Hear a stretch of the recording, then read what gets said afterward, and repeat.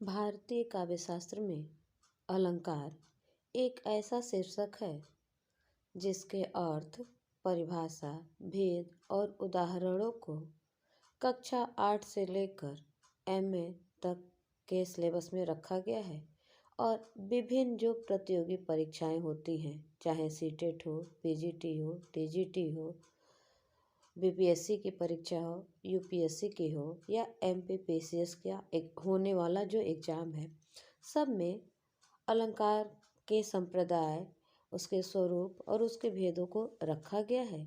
तो जब इतना महत्वपूर्ण शीर्षक है तो आइए समझ लेते हैं कि वास्तव में अलंकार क्या होता है, इसके कितने भेद होते हैं, क्योंकि आगामी परीक्षाओं की दृष्टि से यह अत्यंत महत्वपूर्ण है।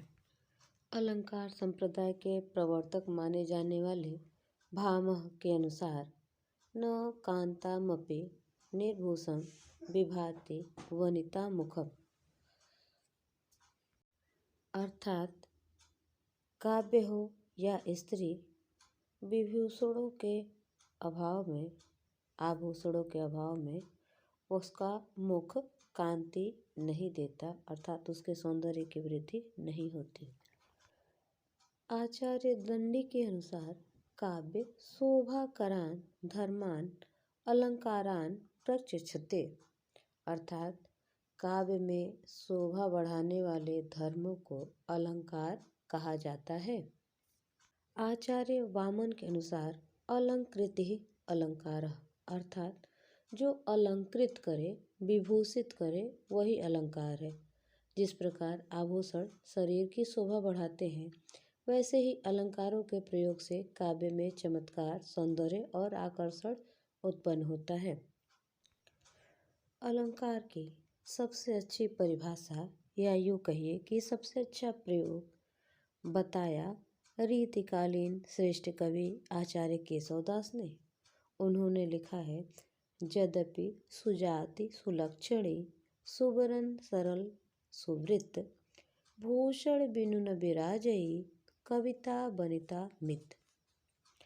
अब आप अपने सामने एक रूपक प्रस्तुत करिए कि कोई वर पक्ष विवाह के लिए वधू को ढूंढने जाता है तो सबसे पहले क्या देखता है कि लड़की अपनी जाति की है अथवा नहीं।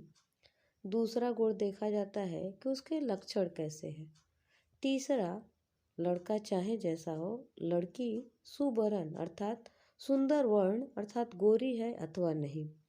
पुनः देखा जाता है कि उसका स्वभाव सरल है कि नहीं, और सुवृत्त उसका जो वर्ताव है वह सुंदर है अथवा नहीं।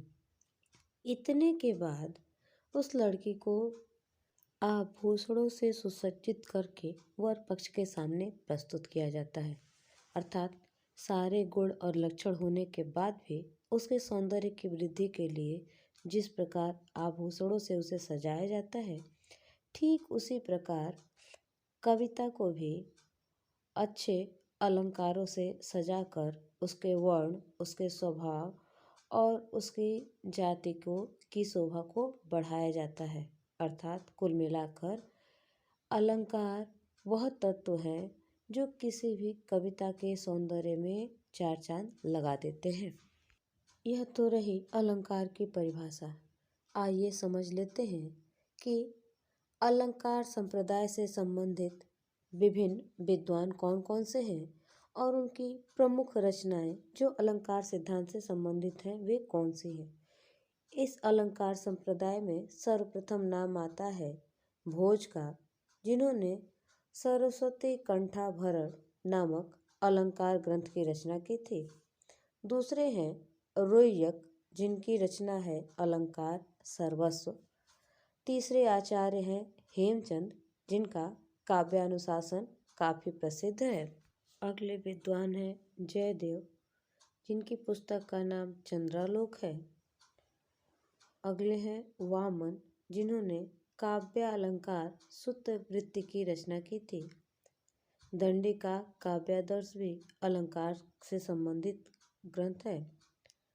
उद्भट का है काव्यालंकार सार संग्रह, और भामह की रचना है काव्यालंकार, और सबसे प्रसिद्ध भरत मुनि का नाट्यशास्त्र, जिससे सभी हिंदी के विद्यार्थी परिचित होते ही हैं।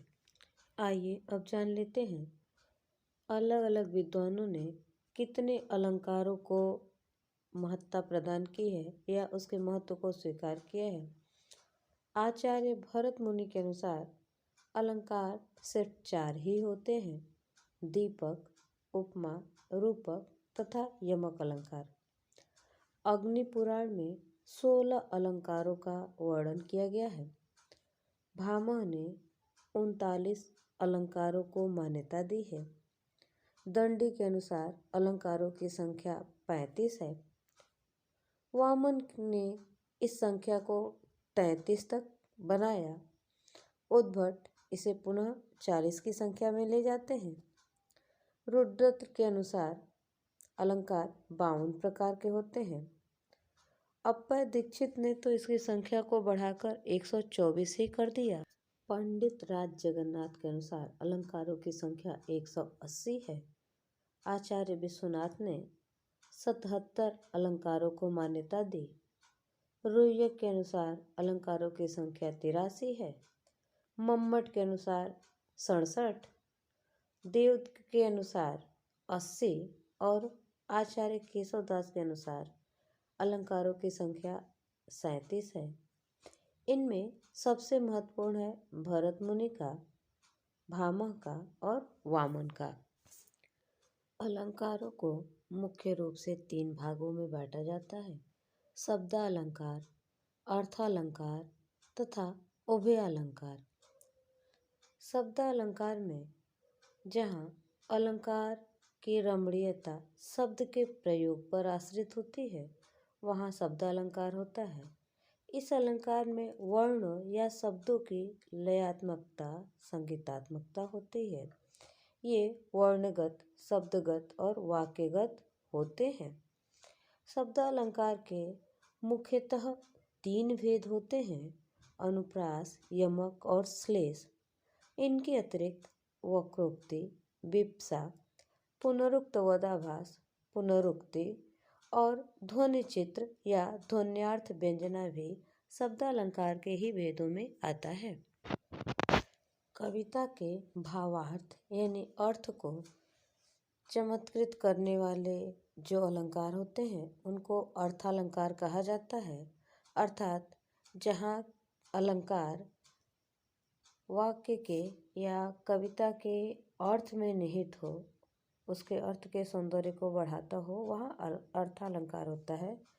अर्थालंकार के बहुत भेद होते हैं, जिनमें महत्वपूर्ण है उपमा, रूपक, उत्प्रेक्षा, असंगति, अतिशयोक्ति, दृष्टांत, प्रदीप, दीपक, व्यतिरेक, भ्रांतिमान, संदेह। इसके अतिरिक्त अर्थांतरन्यास, विभावना, काव्यलिंग, उल्लेख, विरोधाभास, विशेषोक्ति, स्मरण, निदर्शना, समासोक्ति, यथासंख्या, यथाक्रम आदि भी अर्थालंकार के प्रकार हैं। उभयालंकार उस अलंकार को कहते हैं जहाँ शब्द और अर्थ दोनों कोटि के चमत्कार एक साथ उत्पन्न होते हैं। उभयालंकार के 2 भेद होते हैं: संसृति और संकर। शब्दालंकार और अर्थालंकार के भेदों पर अलग अलग 2 वीडियो आगे प्रस्तुत करूंगी। संपूर्ण सामग्री एक स्थान पर एकत्रित करने पर वीडियो काफ़ी लंबा और नीरस हो जाता है। इस वीडियो को लाइक करिए, चैनल को सब्सक्राइब करिए और अलंकार के अगले आने वाले वीडियो को भी देखना न भूलिए। धन्यवाद।